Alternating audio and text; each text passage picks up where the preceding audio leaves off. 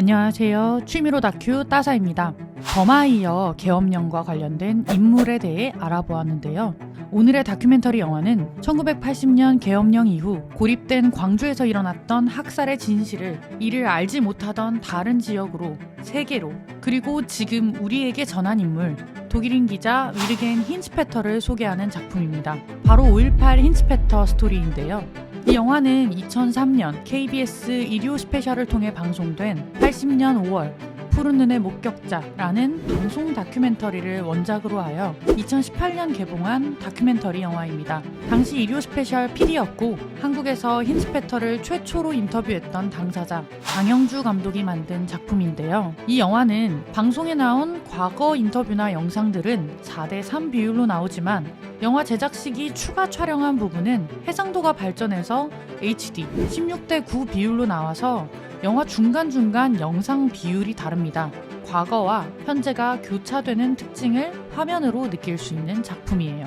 영화에 추가된 부분으로는 시민군 생존자였던 양인화, 곽희성 선생님의 증언, 지난회에서 말씀드렸던 김사복 선생님의 아들 김승필 씨, 그리고 힌츠페터 기자가 돌아가신 후 다시 만난 브람슈테트 부인의 인터뷰 등이 있습니다. 앞서 이야기했듯 2017년 개봉한 영화 택시 운전사로 김사복 선생님을 찾게 되고 이 영화에서 처음으로 김사복 선생님의 사진이나 이야기가 소개되었다는 점이 굉장히 의미 있는 부분이라고 할 수 있어요.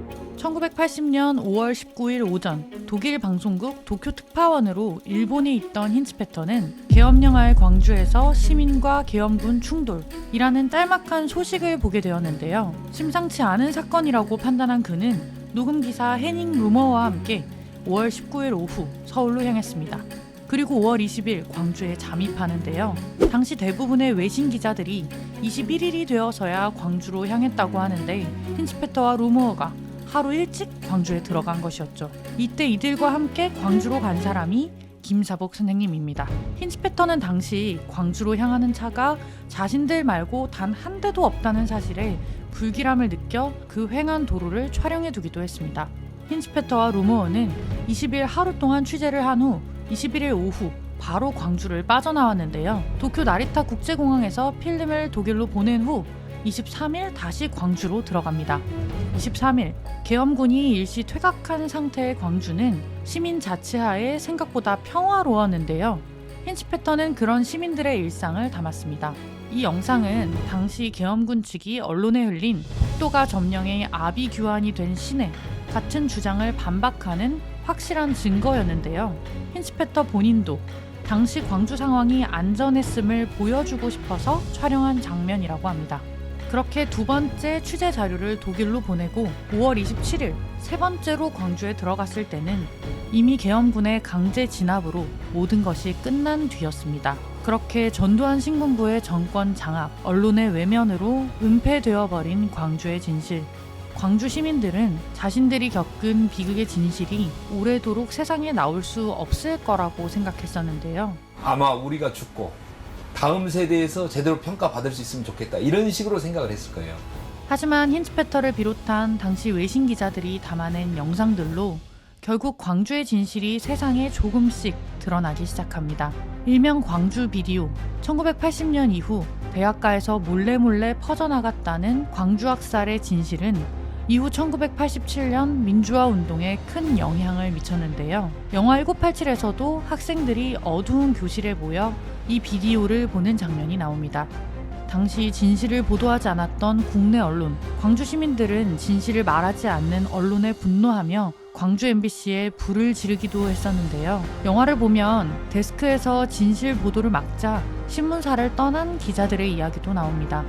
이후에도 오랜 시간 많은 언론인들이 탄압받았고 우리나라는 언론의 자유를 잃었죠. 그렇게 당시 일어나던 수많은 국가폭력이 세상에 드러날 수 없었습니다. 하지만 우리의 민주주의를 위해 카메라를 든 외신 기자들이 있었습니다. 그는 한국의 중요한 민주화 고비마다 현장을 지켰다.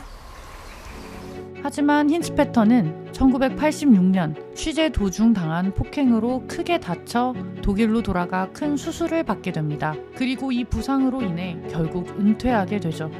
힌츠페터의 아내 브람슈테트가 전한 그의 후유증은 정말 충격적이었는데요.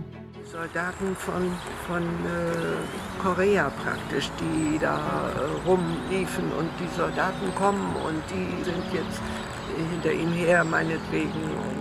기자의 사명으로 우리나라의 민주주의와 평화를 위해 카메라를 든 힌츠페터 덕분에 우리는 우리의 민주주의가 어떻게 지켜졌는지 알 수 있게 되었고 기억하게 되었습니다.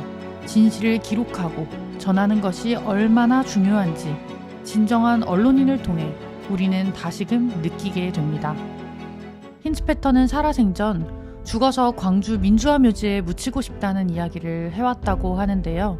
그는 왜 이곳에 묻히고 싶었을까요? 국립 5.18 민주묘지, 5.18 광주 민주화운동 희생자들의 영령을 추모하고자 조성된 광주광역시 북구 운정동에 있는 국립묘지입니다.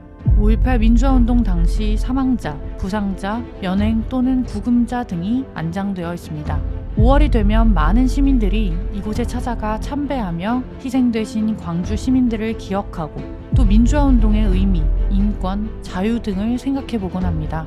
하지만 어쩌면 우리보다도 더 이 공간이 갖는 의미를 제대로 기억하고 잊지 않았던 독일 기자 힌츠페터를 보며 조금은 반성을 하게 되는데요.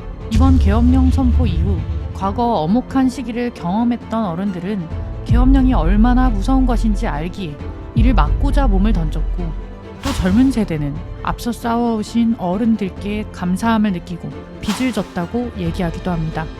그 시대를 살아보지 않아서 그저 영상으로만 봐서 그 투쟁이 갖는 의미를 간접적으로만 알다가 시내에 들이닥친 군인을 직접 보게 되면서 우리가 누리고 있는 일상이 얼마나 많은 선배 세대의 투쟁과 희생으로 이루어졌는지 알게 되었기 때문일 텐데요. 민주열사, 우리는 지금 우리가 누리고 있는 수많은 것들의 기반이 되어주신 분들을 잘 기억하고 기리고 있는가? 2002년이 되어서야 5.18 민주묘지가 국립묘지로 승격하고 국립 5.18 민주묘지에서라도 힌츠페터 선생님과 김사복 선생님이 다시 만나시기를 바랐지만 결국 이루어지지 않고 여전히 수많은 민주 열사분들이 그만한 대우를 받지 못하고 잊혀지고 있는 사회이기에 수많은 시민들을 학살한 독재자가 부유하게 살다가 자연사할 수 있는 사회이기에 2024년 지금 우리는 다시 계엄령을 목격하게 된 게 아닐까. Aber ich freue mich innerlich, dass man von dieser Freude, dass es letzten Endes eine Demokratie gegeben hat. 2016년 1월 25일은 우리들의 기자였던 힌츠페터 선생님이 세상을 떠나신 날입니다. 자신의 나라도 아닌 우리나라를 위해 평생을 카메라를 들고 싸워주신 대한민국의 민주화를 열망하고 죽어서는 우리 땅에 묻히고 싶어한 푸른 눈의 대한민국 민주열사 힌츠페터 선생님을 기억해야겠다는 생각이 들고 또 우리의 민주주의를 잘 지켜나가야겠다는 굳은 다짐을 하게 만드는 영화, 오늘의 다큐멘터리 영화 5.18 힌츠페터 스토리였습니다. 5.18 힌츠페터 스토리는 웨이브, 티빙에서 보실 수 있습니다.